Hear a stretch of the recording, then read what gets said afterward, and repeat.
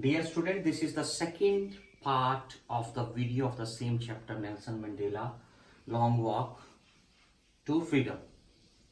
This is a very important part, and I am reassuring you that in board exams you will get many questions from this chapter. Not many, but few questions you will definitely get. So here we go to the second part. Let's go. In the second part, Nelson Mandela is telling that from where he learned the art of courage, strength and resilience from comrades. Now, who are comrades? Comrades are the communist people who wanted that the oppressed people, the serfs or the people from the lower strata of the life, they are treated equally. So from there he learned the art of strength and courage. He says that he showed his comrades and he himself showed so much strength and resilience that defies imagination. Means there was so much animosity, cruelty perpetrated on by the whites on the black, especially on this Nelson Mandela and his comrade. It was unimaginable. So what is courage? According to Nelson Mandela, courage is not the absence of fear, but the trump over it. It is not the absence of fear, but the trump over it. Again, so he says, those who learn to hate, they should also be loved. Why? Because love is a natural thing. It comes naturally. Hate does not come naturally. You have to force yourself to hate someone, but love comes naturally. So when another important part is that whenever he was repressed, he was suppressed, he was chained in shackles, he was not given proper food, he was kept in a confined area where there was no sunlight and where his morale was breaking down. And he was seeing that the white person is actually brutally assaulting him. Assaulting means to hit someone. He says, maybe somewhere this white person also have little humanity even for a second. So that's keep the Nelson Mandela growing. So Nelson Mandela was telling in South Africa, the person of his color and race was not treated equally. They were not treated as equals. They were denied education. They were denied rights in traveling through road and train transportation. They cannot take any government job. And they were just treated like animals. They were oppressed, suppressed, brutally assaulted, and their basic civil and human rights were not given. So he said that he is not born with the hunger to be free, but he is born free. Freedom is his birthright. And he says, but he has seen that he wants to plow the field with his ox, want to see the stars, want to see the brook or the stream going near by his house. As long as he is following the customs of his father and of his tribe, the book of the God and the land will not trouble him.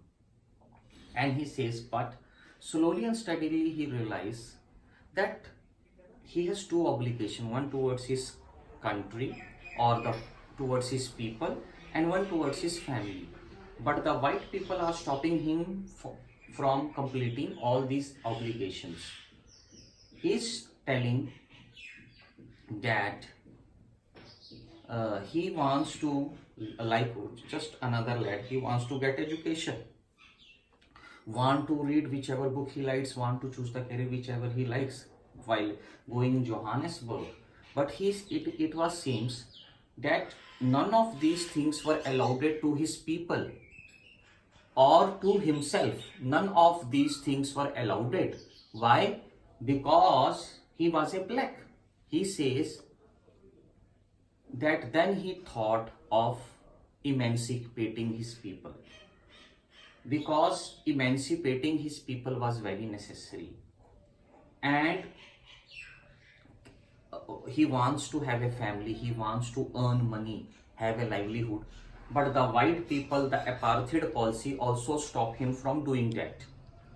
So he tells very rightly that the chain on his people is the chain on him also, and chain on him is the chain on him is people. So he wanted the freedom for each and everyone, not for a single person, for which he strived very hard. So for him, a freedom was a illusion, means it was a dream. So he joined African National Congress, and he very rightly said that by joining African National Congress, he was a very frightened man. He was turned into a bold man. He was a law-abiding citizen. Then he was converted into a criminal. He was a free man with a family, this and that. But then a free roaming man was converted into a monk. So these things he particularly says. He says virtuality of self-sacrificing, means he was telling that he was not self-sacrificing like next man.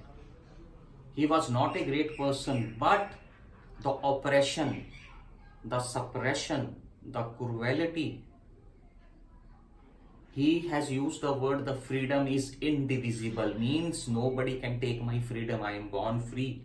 He says the oppressor or the oppressed, both should be freed. Why? The person who is oppressed should be freed, and the person who is oppressing someone should also be freed. He says, if I am taking someone's freedom, then the whole world is not free. Or at the same case, nobody can take my freedom. So I hope I have told you each and every point of this chapter also, and hope that you got everything. I have explained you 2 stories about flying completely, how to tell wild animals completely, and this chapter completely. I hope you understood it, and make yourself, your parents, your family, school, everyone proud by doing good in the exam. And you can jot down these critical points which I am zooming for your assistance. If you are not able to understand anything, you can text me, call me anytime on my WhatsApp, or call on my personal number. This is the second part of the video. Thank you everyone. Have a nice day. All the best for your exam.